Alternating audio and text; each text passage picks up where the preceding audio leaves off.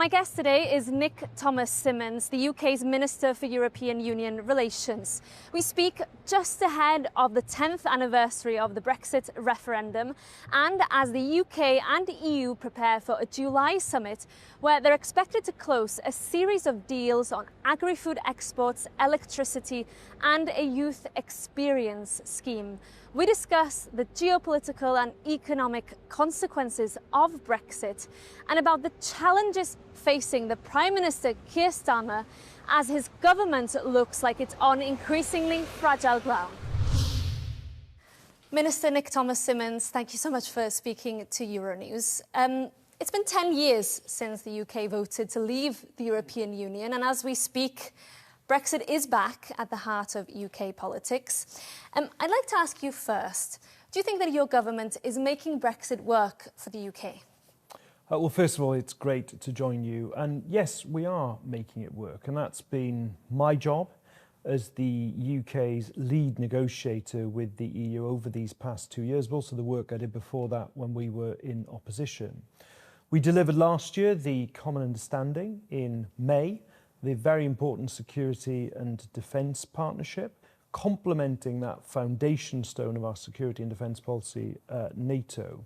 But also, I was particularly delighted to have signed the re-accession to Erasmus Plus just before Christmas. But also, we have the package that we want to agree at this year's UK-EU summit. But on the economic relationship, do you think you've been moving quick enough on this? Because there are recent studies that show that perhaps Brexit has taken a hit of up to 6 to 8% on GDP per head, for example. Have you moved quick enough to restore those economic trade ties?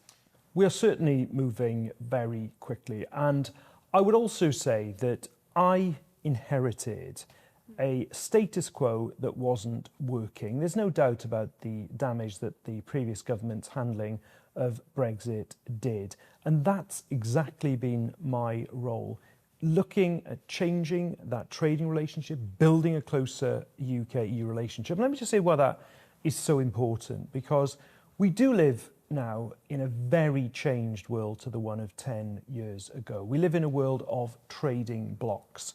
And it is so important that whilst respecting the result of the 2016 referendum and acting on the mandate we have from the 2024 general election, but not going back to freedom of movement, the customs union or the single market, of course we respect those. We are delivering on our mandate from 2024.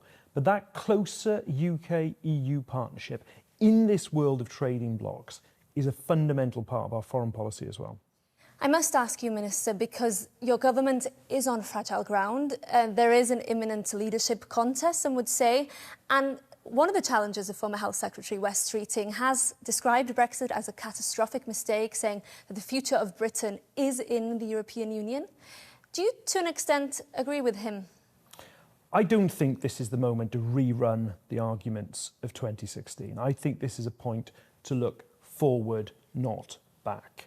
And I think in looking forward, what we are doing is building, and I am building week by week, that closer UK-EU relationship, and doing so in the international context that we find ourselves in. So it has a number of dimensions.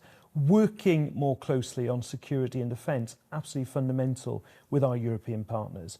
Working on energy security, and that's why I've been, in recent weeks, I've formally, together with Maroš Šefčovič, open negotiations on UK participation in the internal electricity market. And I'm doing that so that we are able to deliver that energy security going forward, but also to try to bear down on bills as well, but also on trade and food security. These are fundamentals of our policy going forward, delivering for people in the UK, but also it's in the EU's interest as well. There is polling, Minister, that suggests that the public perception, opinion on Brexit has shifted, that a majority of people now would support rejoining the EU, and this is coming up in the public debate.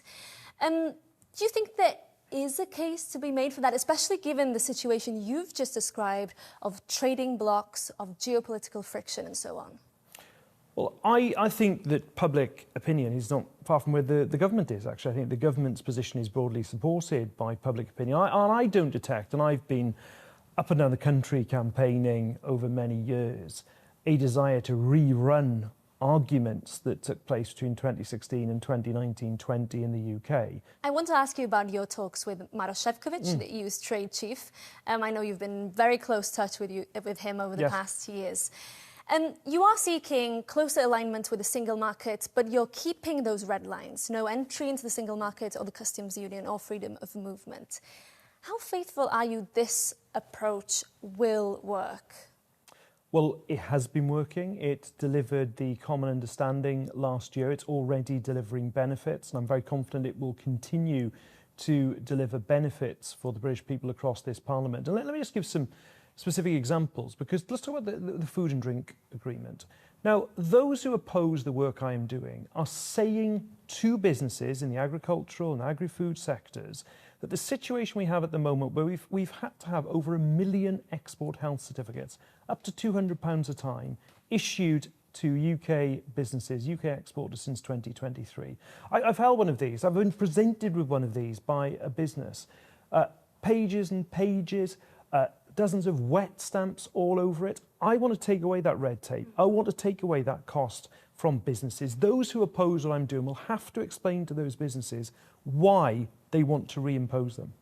You mentioned you're negotiating a series of new deals. You sound very positive on the SPS, on the agri-food exports, as well as the carbon emissions trading system.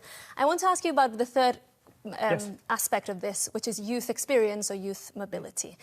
How is this going? Because you officials have been telling me that it is tough to close this deal by the summer. What are the bones of contention here? I think with the youth experience scheme, it's very important that we do have both the limit, the cap, but also particular time limits as well.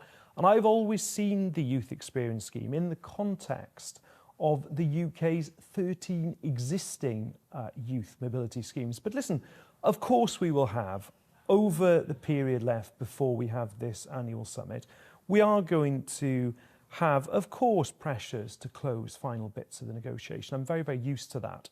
But we shouldn't lose sight of the bigger picture here, because the youth experience scheme will have real opportunities in it, of course, for young Europeans, but for young Brits as well, who are going to be able, as we've always seen it, to have a very broad scheme around study, around work, and around travel. But when I reflect on the last 10 years, and post-Brexit, consequences of what the previous Conservative governments did, it was opportunities for young people that was one of the things that really bothered me, that opportunities that previously existed no longer did. And I am very proud of what we are now going to be put forward to young people, and I think the youth experience scheme is going to be a really positive part of that. Can I ask you, what type of caps are you looking at? What type of limits for young EU citizens coming to stay, work in the UK? What are the numbers? Well, listen, I have to give you the government minister answer here, which is, of course, that these are ongoing negotiations at the moment. But in terms of the parameters of the youth experience scheme, they're written down in the common understanding we signed last year. And are you confident that Brussels attaches as much importance to this as you do as a government? Because some would say the time is on their side, they're not in a rush. I really do, and I say that because, not just because of my relationship with Maroš Šefčovič, but as you can imagine, I've got to know the lead officials in the Commission very, very well over the past 2 years or more. And I could never fault the amount of time and urgency that they have given to this, and certainly to me over the past couple of years. That's never been an issue. And Minister, how confident are you that this will be wrapped up? I am very confident of closing this deal. Of course we will get moments, as you always do, moments of difficulty in the final parts of the negotiation, but I'm very confident of closing this deal and delivering a very successful 2026 summit. We know that Reform UK, the party of Nigel Farage, is topping the polls. That is the reality. Does that mean that you're looking to Farage-proof, let's say, these deals, to make sure that a prospective future anti-European government here in London does not undo the important work, as you say, that you've been doing? Well, first of all, if a party at the next general election wants to put the costs back on businesses that I propose take off, or take away the opportunities to young people that this government has delivered, I would relish that debate. But the point is this: when you talk about durability of arrangements, in any international context, durable arrangements that last for many years are because they deliver for both sides. And the best thing to make any deal durable is to ensure that it's delivering for young people, it's delivering for businesses, it's delivering for, in this case, obviously the British public, but also Europeans as well. I am very confident that we are going to do that. Finally, Minister, final question. I want to come back to the situation of the Prime Minister, Keir Starmer. Brexit has emerged as one of the issues that could define a potential leadership contest. I know that you work very closely with him in your role in restoring EU ties. Do you think at this point there should be a slight shift in his strategy?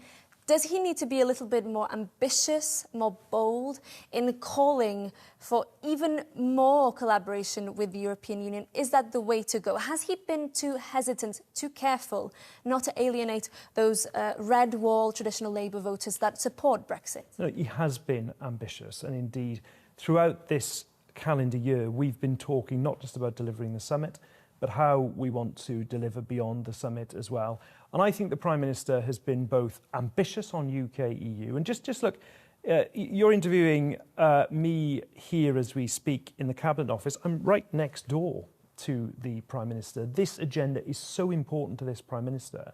I've always had his personal authority to do this job right at the centre of the government, and that's been the case since July 2024. So this has always been a top priority for the Prime Minister. Second, he's always shown not just ambition, but also shown that he and this government can deliver. And it's that delivery that's the most important thing.